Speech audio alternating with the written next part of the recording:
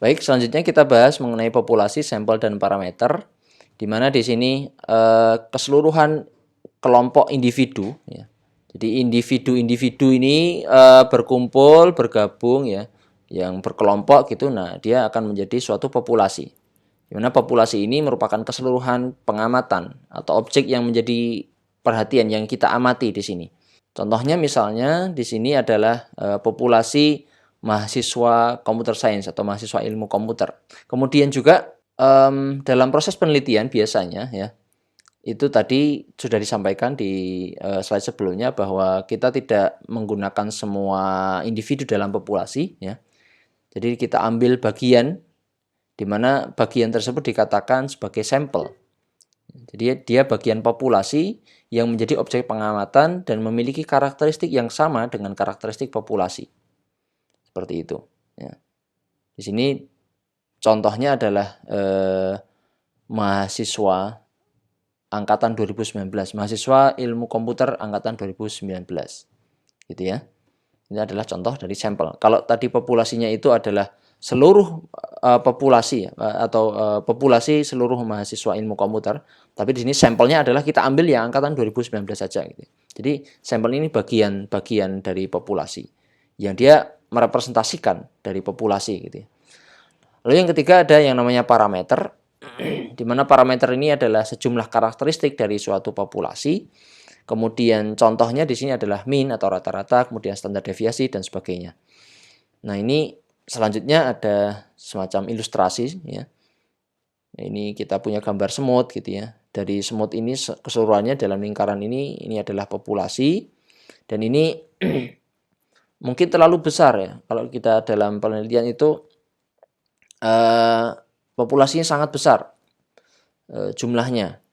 Dan untuk meneliti satu persatu dari populasi tersebut, ini cukup memerlukan banyak waktu, banyak biaya. Sehingga ini dikatakan terlalu mahal untuk kita teliti, untuk kita pelajari. Maka ya, kita dapat ambil sampel secara acak. Kita ambil contoh dari populasi ini, kita ambil secara acak. Yang mana nanti sampel ini ya kita pastikan ya dia merepresentasikan populasi. Nah, contohnya misalnya di sini kalau kita lihat di kehidupan kita sehari-hari, misalnya quick count, proses quick count atau proses hitung cepat dalam election atau dalam pemilu, itu ya diambil dari sampel. Kalau kita nunggu semua populasi dihitung, semua orang yang melakukan pemilihan suara itu diambil, maka cukup lama, ya. Maka untuk quick count kita cukup ambil sampel saja, misalnya dari satu TPS diambil berapa, kemudian dari situ dijadikan digeneralisir, ya, sehingga disimpulkan suara yang menang yang terbanyak di daerah situ adalah calon tertentu, begitu. Selanjutnya ada yang namanya variabel, ya. Variabel ini merupakan karakteristik atau kondisi yang mungkin dapat berubah-ubah, di mana nilai dari suatu variabel ini dapat berbeda-beda, ya. Dia dapat berlainan, gitu ya. Dan variabel ini ada beberapa macam, ya. Ada independen, dependent variable, kemudian ada discrete atau continuous variable, ada juga kualitatif atau kuantitatif variable. Nah, kita bahas dulu yang pertama independent dan dependent variable. Apa itu independent variable, atau kalau dalam bahasa Indonesia ada istilah namanya variabel bebas, ini sama. Jadi independent variable ini yang sifatnya independen. Dia yang mempengaruhi, kemudian dia yang menjadi sebab perubahan dari variabel terikat atau variabel dependen. Jadi dia yang mempengaruhi variabel dependen, ya. Kalau kita lihat di sini contohnya ya ada dependent variabelnya height atau tinggi badan, ya. Ya, tinggi badan ini bergantung pada independent variable, yaitu usia.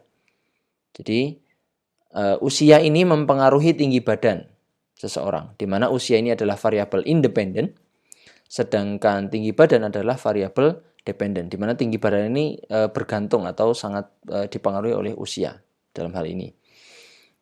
Lalu yang kedua ada dependent variable. Ya, ini yang dipengaruhi. Kalau tadi independen itu yang mempengaruhi, kalau dependen adalah variabel yang dipengaruhi oleh independent variable. Ya, ini contohnya misalnya juga usia, kemudian waktu, ya. Kemudian di sini contohnya tadi kalau kita ke yang independen tadi ya, tinggi badan ini dipengaruhi oleh usia gitu ya. Lalu ada kualitatif dan kuantitatif variabel. Ya, variabel kualitatif ini juga disebut dengan variabel kategorikal ya. Yang mana dia variabel yang dapat dipisahkan dalam beberapa kategori atau kelompok yang dibedakan oleh karakter yang dia bukan numerik, bukan angka. Contohnya adalah warna rambut, tinggi badan, kemudian contohnya adalah warna rambut, warna bola mata, agama, kemudian film yang disukai, gender dan sebagainya. Ya. Ini adalah contoh-contoh untuk kualitatif variabel. Sedangkan yang kuantitatif variabel ya, itu merupakan variabel yang menggambarkan hasil perhitungan atau hasil pengukuran. Yang dia bentuknya adalah numerik ya, bentuknya angka. Ya, contohnya tinggi badan, kemudian berat badan, ukuran sepatu. Ya.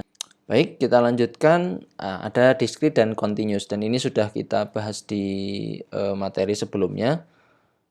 Ya, di mana discrete ini dia can take only certain values. Jadi dia nilainya tertentu gitu ya. Dia variabel yang berupa data pengkategorian ya, atau dia akan membedakan atau mengelompokkan jenis tertentu. Ya. Dan biasanya variabel ini ya, variabel discrete ini diperoleh dengan proses perhitungan. Dia diperoleh dengan cara menghitung gitu ya. Dan juga variabel discrete ini terdiri dari nominal dan bilangan bulat. Nanti kita akan bahas ya nominal seperti apa. Lalu yang continuous variable ya. Ini variabel yang nilainya diperoleh dari suatu rentang tertentu. Jadi ada suatu rentang tertentu, kemudian nilai-nilai yang ada di situ ini merupakan variabel kontinu. Di mana variabel kontinu ini nanti ada data yang bentuknya ordinal, ada yang interval, dan rasio gitu ya. Nah, kita sekarang membahas tentang data, di mana data ini adalah pengukuran yang diperoleh dalam suatu penelitian ya. Jadi kita melakukan penelitian, kemudian didapatkan pengukuran-pengukuran di situ, kemudian ini adalah bahan penelitiannya gitu ya. Kemudian juga dalam hal ini ya statistik ya kaitannya dengan data. Jadi statistik ini tujuannya adalah membantu para peneliti ya, dalam mengorganize, kemudian dalam menafsirkan data. Jadi kita punya data. Nah, data itu kan sifatnya raw data, data mentah. Kita tidak bisa ambil kesimpulan, kita tidak bisa ambil knowledge, kita tidak bisa dapat insight. Nah, si statistik ini ya, ini memiliki tujuan dalam membantu mengorganisasi data tadi. Supaya apa? Data itu memberikan manfaatnya. Supaya apa? Data itu dapat menggambarkan sesuatu, dapat membantu dalam mengambil keputusan, dapat ditafsirkan. Maksudnya apa gitu ya. Nah, ini adalah beberapa tipe data. Ada nominal, tadi sudah kita singgung sedikit, ada nominal, ada ordinal, ada interval, ada rasio. Nominal itu seperti apa? Kalau yang nominal ini ya, ini bentuknya adalah unordered set. Ya, sekumpulan kategori atau himpunan kategori yang tidak terurut. Unordered, tidak terurut. Dia bersifat mengklasifikasikan saja dan tidak ada jenjang di antara klasifikasi. Kemudian angka yang ada di situ itu hanya bermakna sebagai variasi jenis, bukan bermakna tingkatan. Misalnya jenis kelamin. Nah, di sini laki-laki misalnya kita kasih kode 1 gitu ya. Perempuan kita kasih kode 2. Ini bukan berarti urutan. Bukan berarti laki-laki dulu kemudian perempuan, bukan. Ini bukan berupa urutan atau tingkatan, tapi hanya pengkodean saja. Tidak berarti juga tadi misalnya laki-laki 1, 2 itu perempuan. Berarti 2 itu lebih besar dari angka 2 itu lebih tinggi daripada 1. Bukan seperti itu di sini. Tapi datanya ini angkanya hanya sebagai variasi jenis saja, bukan bermakna sebagai tingkatan atau urutan. Nah, ini data-data nominal ya. Tadi ada gender, ada warna bola mata, tipe bangunan, warna kulit mungkin, agama, pekerjaan gitu ya. Seperti itu. Lalu yang ordinal di sini. Ordinal ini berupa sekumpulan kategori yang terurut. Ya, dia sifatnya mengklasifikasikan, dan klasifikasi di sini sudah merupakan tingkatan, dan angka ya, yang merepresentasikan data di sini ini sudah menunjukkan mana yang lebih besar dan mana yang lebih kecil. Ya, masing-masing klasifikasi yang berupa tingkatan tersebut ya tidak memiliki jarak yang sama. Kemudian tingkat pengurutan dari di sini ya dimulai dari yang paling rendah hingga tingkatan yang paling tinggi. Dan ukuran ini disebut dengan ranking atau peringkat di sini. Dan pada data ordinal ini kita tidak bisa melakukan operasi matematis ya. Karena di sini angka 1, 2, 3 ini hanya menunjukkan apa? Jenjang, menunjukkan tingkatan, urutan. Contoh consumer satisfaction ratings, tingkat kepuasan konsumen. Misalnya 1 itu paling tidak puas ya. 2 cukup puas, 3 sangat puas misalnya. Nah, ini sudah ada urutannya. Ya, berbeda di situ ya. Antara 1, 2, 3 di situ ada nilai urutannya. Ya. Kemudian kelas ranking dalam kelas, mungkin tingkat pendidikan, ya, status kelulusan, ya, dan sebagainya. Jadi kalau ordinal seperti itu, dia terurut dan ada jenjang. Selanjutnya untuk yang interval, ya, di sini sifatnya mengklasifikasikan, dan klasifikasi tersebut sudah merupakan tingkatan yang masing-masing tingkatan ini ada jarak yang sama. Ya. Kalau yang ordinal tadi dia tidak ada kita tidak bahas jaraknya sama gitu ya. Kalau di sini di interval ini ada jaraknya sama. Ya. Dan ukuran interval ini berupa angka kuantitatif, namun dia tidak memiliki nilai nol mutlak. Ya. Kemudian juga si interval ini memberikan informasi tentang interval ya atau range di situ antara suatu objek dengan objek yang lainnya. Nah, di dalam interval ini kita bisa melakukan operasi matematik di sini. Nah, contoh interval ini misalnya ada temperatur ya, suhu. Kita punya interval sekian sampai sekian.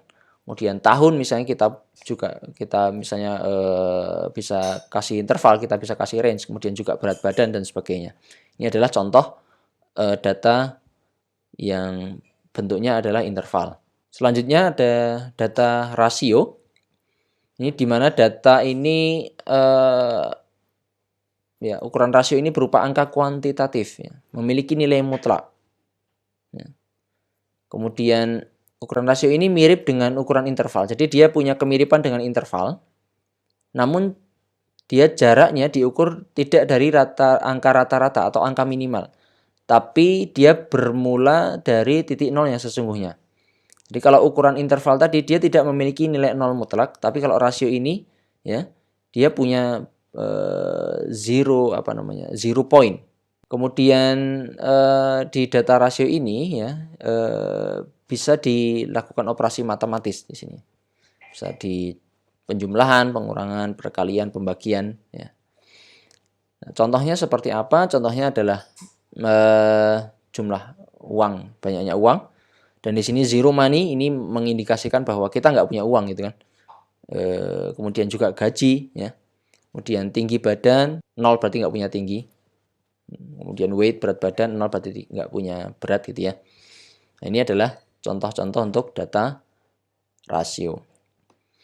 Baik, ini secara summary ya diringkaskan beberapa hal tadi ada nominal, ordinal, interval, rasio. Yang mana untuk true zero-nya, nominal, ordinal, dan interval ini tidak memiliki true zero. Kalau rasio ini ada. Kemudian equal intervals ini nominal dan ordinal ini tidak punya. Kalau interval ini punya. Kemudian nominal itu ordernya itu atau nominal itu tidak terurut. Akan tapi ordinal, interval, dan rasio ini ada ordernya, ada urutannya. Kemudian untuk kategori semuanya ini adalah data kategori ya. Ini masing-masing contoh ditambahkan ya selain dari contoh-contoh yang sudah kita sampaikan sebelumnya.